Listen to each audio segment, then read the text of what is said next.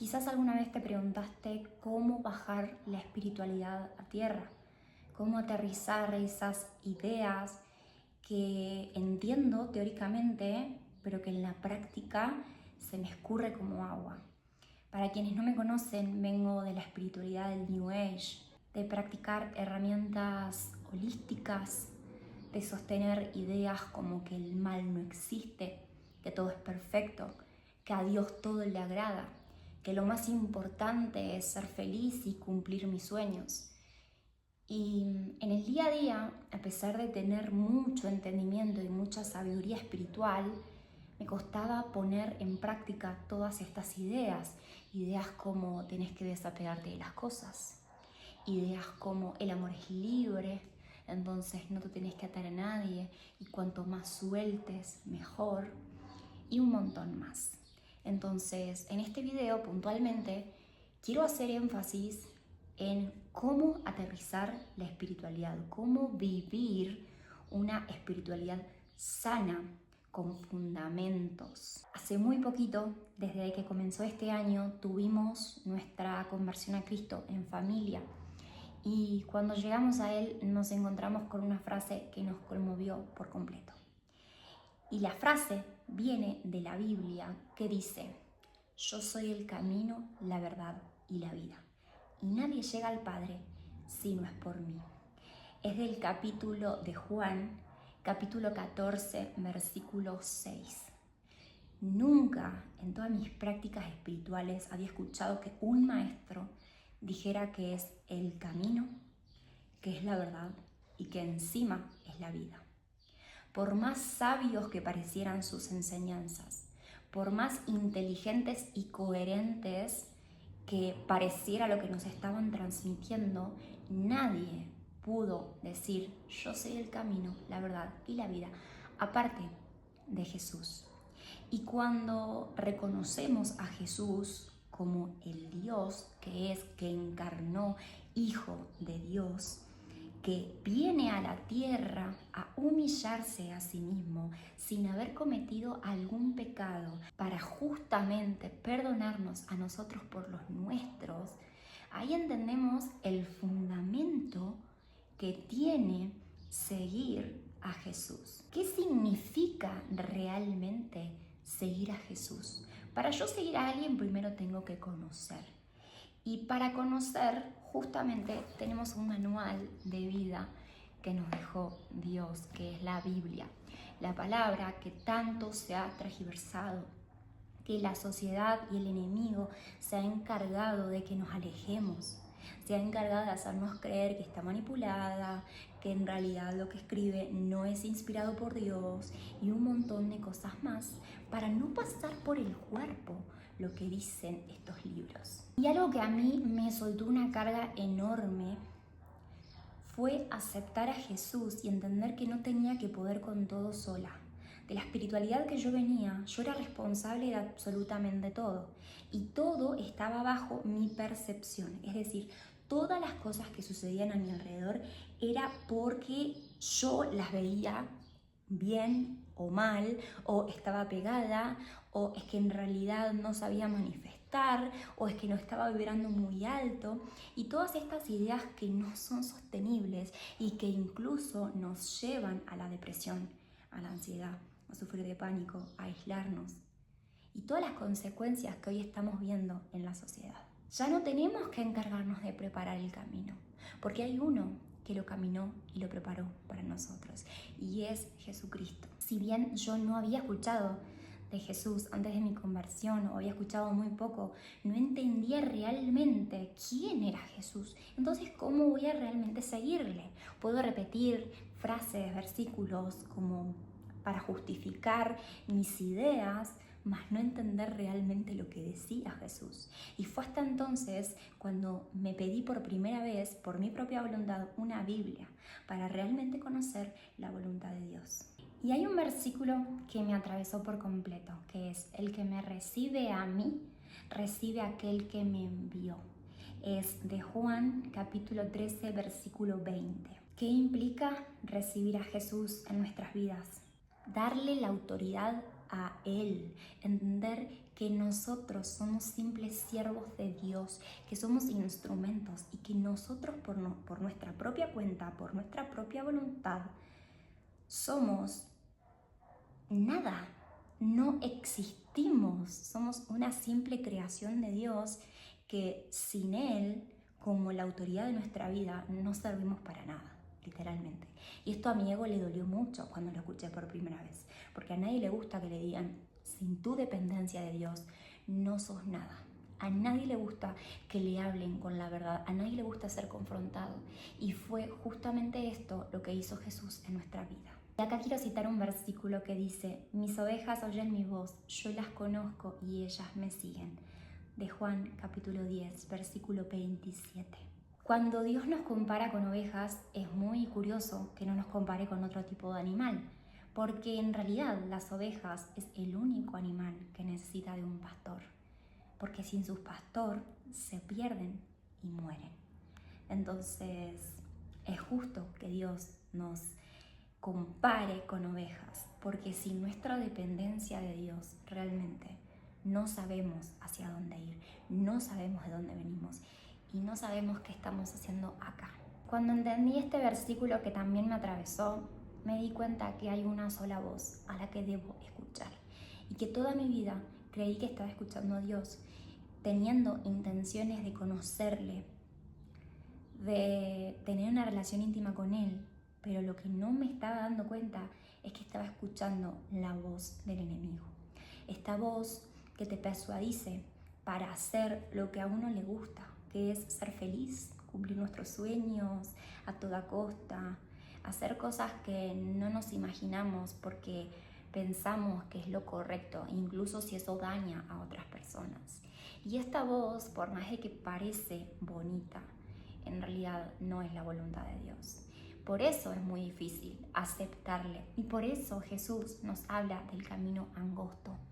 Muchos son los llamados, mas pocos son los elegidos. ¿Por qué?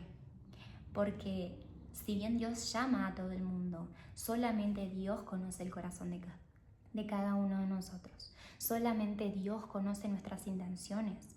Podemos intentar mentirle al mundo, incluso a nosotros mismos, pero a Dios nadie le puede mentir. Tenemos muchas formas de conocer la voluntad de Dios, entre ellas, y la más importante, es leer la palabra.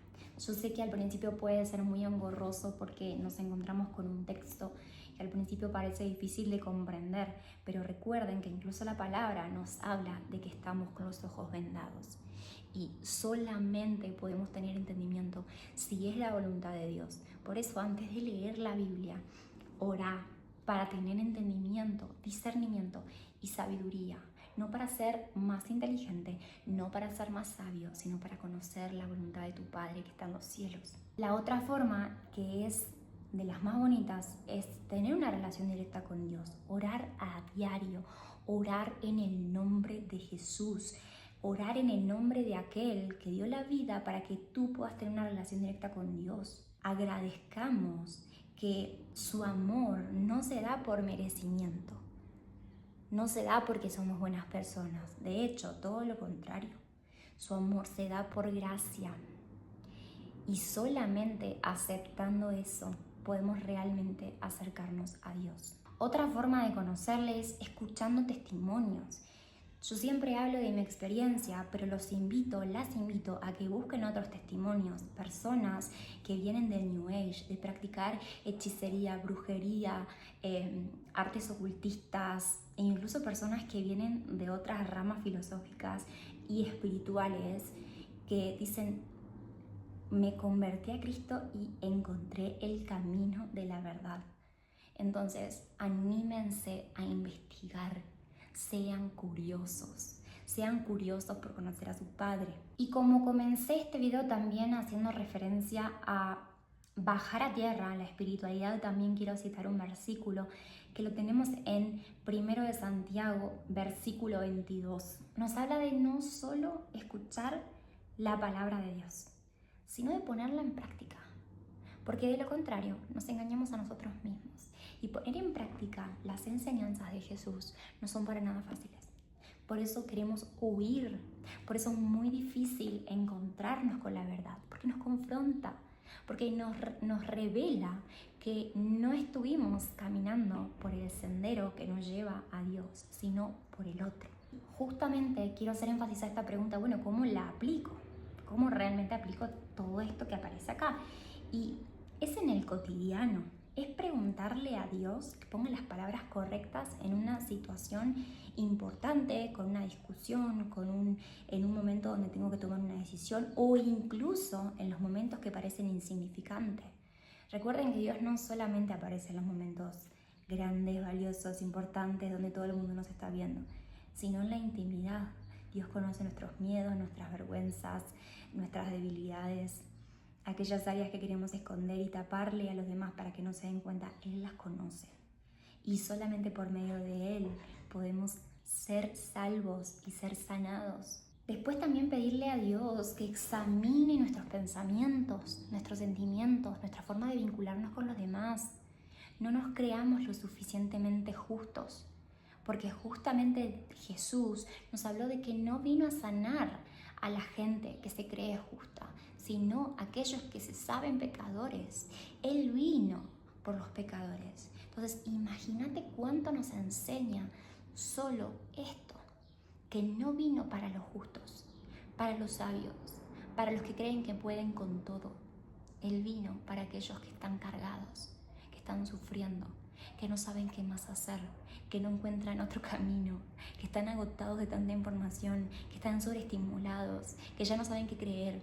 Él vino por ellos, Él vino por nosotros. En Él tenemos una esperanza de vida. Rendir nuestros sueños y nuestros deseos a su voluntad. Orar para que nuestra voluntad sea semejante a su voluntad. Y esto no es fácil.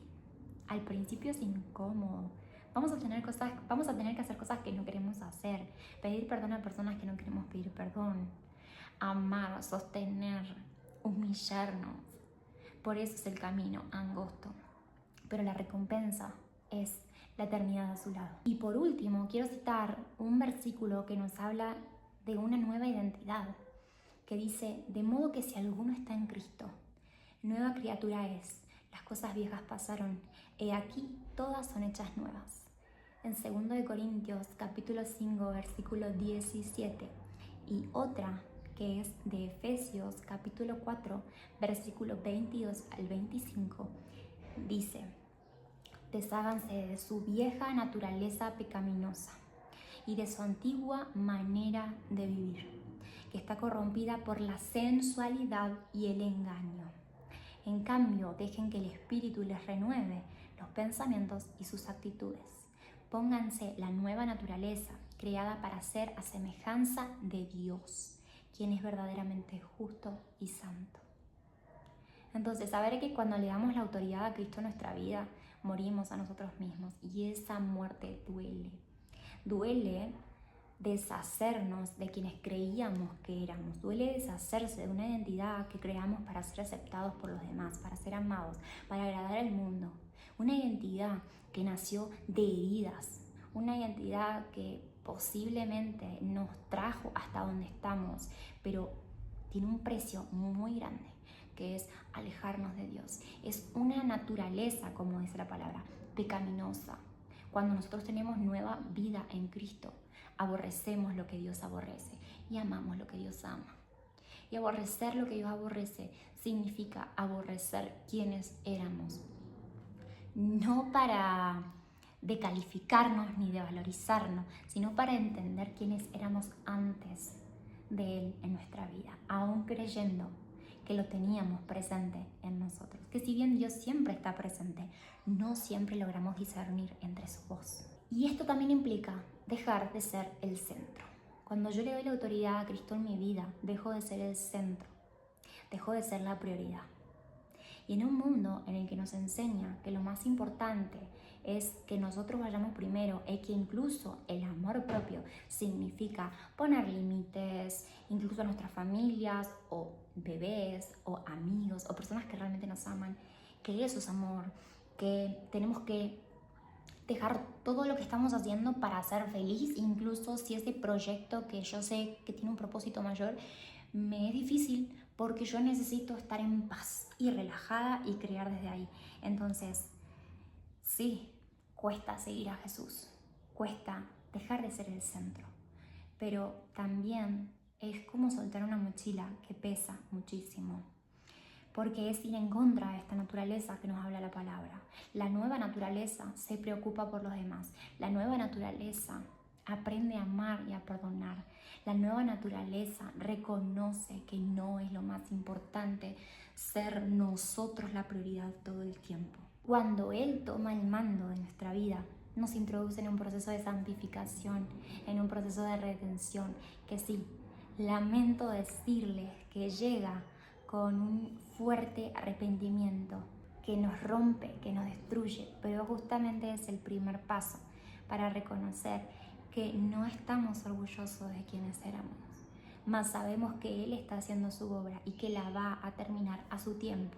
Por eso no hay que desesperar, porque todo lo que Él promete se ha cumplido. Incluso Él nos ha prometido que va a volver y que va a regresar por sus hijos, por su iglesia. Entonces, familia, hasta acá este video. Espero que por medio del Espíritu Santo sean tocadas aquellas personas que llegaron hasta el final, que escucharon una partecita de lo que compartí, porque no es el proceso completo, pero trato de transmitir lo mejor que puedo en base a lo que voy aprendiendo. Y recuerden que soy una bebé en la fe y aún así confío plenamente en que Dios me está guiando a hacer estos videos. Así que Dios los bendiga y nos vemos en 2 viernes más. Chau, chau.